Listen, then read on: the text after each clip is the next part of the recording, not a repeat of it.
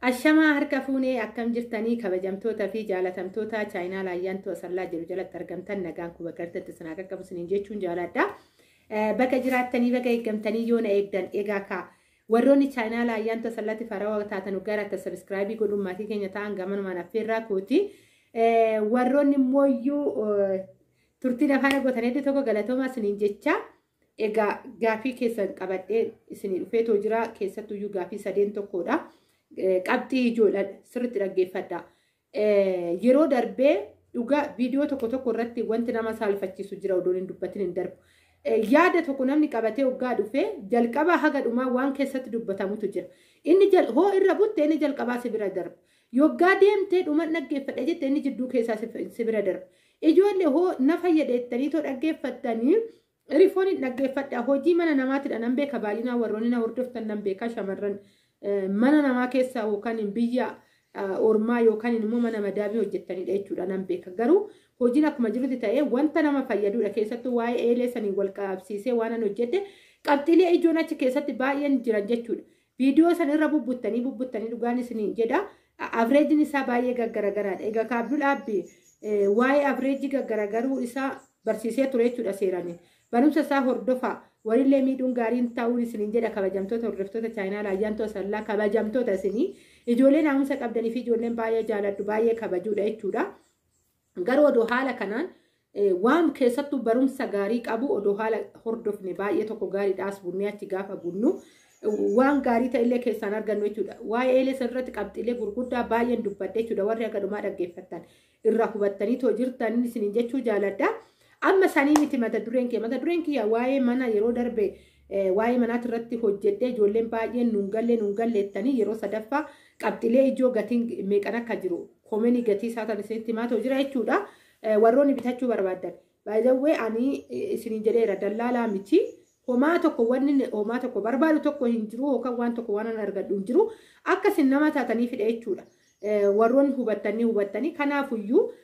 Kanan immooyyuu warra mana kana gurguratu yookaan qabiyyee lafaa ta'e abbaa lafaa ta'e achumatti dhalatee achitti guddateedha malee fufaa deemee isin namaa walitti qoonyaree boru isin immooyyuu akka miidhamtan miti jechuudha. Kana warri hubattanii jirtanii obboleettiin tokko daftee bitattee oolfattee jirti wanti hunduuyyuu ishiidha kompileetii already umatee jira jechuudha. Maqaa nama asirratti fidee laxxafuu waan hin barbaanneefidha. Akkuma keessan warran miidiyaarraan argadheedha. Garuu waan itti gammade keessaa dhumatee fi warroonni warra maanguddoo ta'an warra biyya sanitti dhalatanii guddatan rakkoon illee yoo jiraate bira dhaabbachuu danda'an gaafa mana ijaaran hunduma caalaa nama bakka bittanii firoomsachuu qabdan keessaa jiraate taanaan qabxii ijoon dubbadhu keessatti jechuudha warra achitti irraa bittasan firoomsachuu qabdan bakka feetanitti illee bitan sababbiin isaa gaafa ijaartan meeshaalee bakka godhatan nama rakkisa. Bishaanuu bakki dhaabbattee itti waraabbattu nama rakkisa. Baambaan bakka fe'oo jiraate baambaa keessaa waraabdeetti miti jechuudha mana kan ittiin ijaartu. Roottoo dhaabdee roottoo keessatti waraabdeetti. Warroota ati meeshaa bittee achi sii godhan warroota dhiyootti siif hordofan maatii isa firoomsachuu qabda jechuudha. Tokkoffaan kana qabxii ijoon isinitti jiraate taanaan. Mucaa kana yookaan micayyoo kana akkamiidha warruma achitti hoggaa ijaarte waan baay'eedhaan deeggaruu danda'an. Rakkoon hoo jiraate bira dhaabbachuu danda'an warra ganda sanii ta'an hundumaayyuu achumatti warra maanguddoo jechuun ni beektanii maanguddoon kan dhufes kan darbes wanta baay'ee wanna beekudha jechuudha. Warra sanirraayin biteef jechuudha. Bitee fi kompileetii wanti hunduu dhumatee waraqanni hunduu dhumatee suuraan ishii dhufe wanti hunduu dhumatee kompileetii ta'ee fi taa'ee jira. Amma ishiin maaliin irratti ijaarrachuu bichaadha. Akkuma isiniin jedhe maqaa namaa laxxafuu hin gaafanilleedha. Oduma jettee uyyuu oduma laxxafuu jettee namatti ulfaata jechuudha. Nama miidiyaatii miti jechuun roormaanii ni hordofti malee ofiishiitii miidiyaa irratti baatee nama hojjettuu miti jechuudha. Kanaafuu fuudheetan suuraa kee baha maqaa kee fuudhee baha jechuun namatti ulfaata. Kanaafidha obboleettii tokko xumuree fi jira baay'een itti gammade. Boqonnaan argadhe sababbiin isaa shamarri akka kootii akkuma kiyya. Mana gad dhaabbattee mana ofii keessatti beeloftullee dhoobattullee rakkattullee hojiillee dhabdullee hojiillee argattullee mana kee jedhii uffata jala uffattu jedhii tokkodha. Kanattan amana. Kanaafuyyuu rabbi na gargaaree jira xumuree fi jira jechuudha. Baay'ee tokkoon boqadhee baay'ee tokko itti gammade. As keessatti ayyaantu asallaa na hordofti inni dhageesse obboleettiin kun sumunii tokko jechuudha. Gamas ta'ee gamanas ta'ee sumunii tokko waan argadhes hin qabu, waan barbaades hin qabu, waan irraa fuudhes hin qabu jechuudha.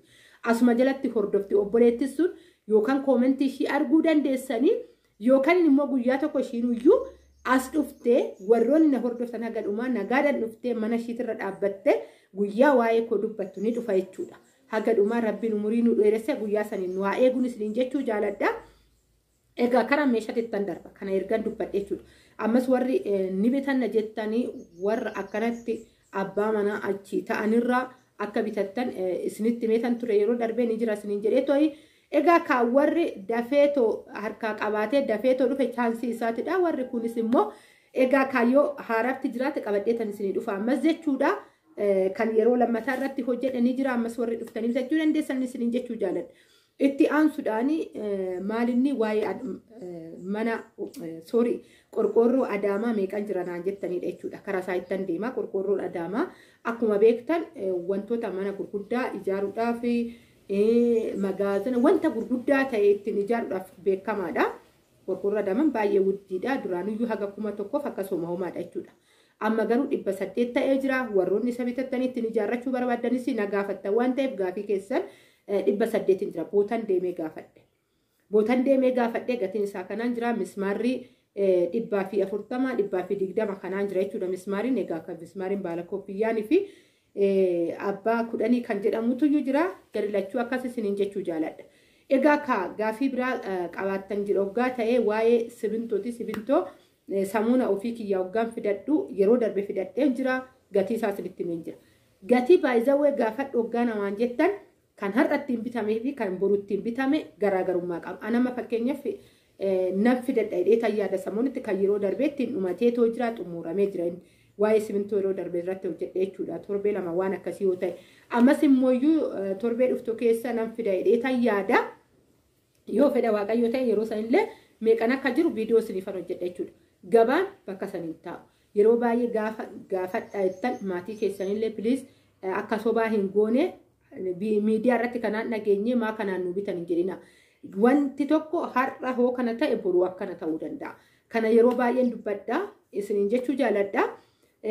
Kan itti aansu gaafii keessan egaa yoon dagaddellee hin beeku inni guddaan kana sadeendhaa waa'ee mismaariitii fi qorqoorroo manaadha jechuudha. Ammallee bilbila keessaniifan barreessaa warroonni barbaadan hoggaa jiraattanii bilbila duwwaa 9458267 45dha. Taambileelee gubbaarrallee isiniifan teechisaa warroonni na dubbisuu barbaadan koottaa na dubbisa.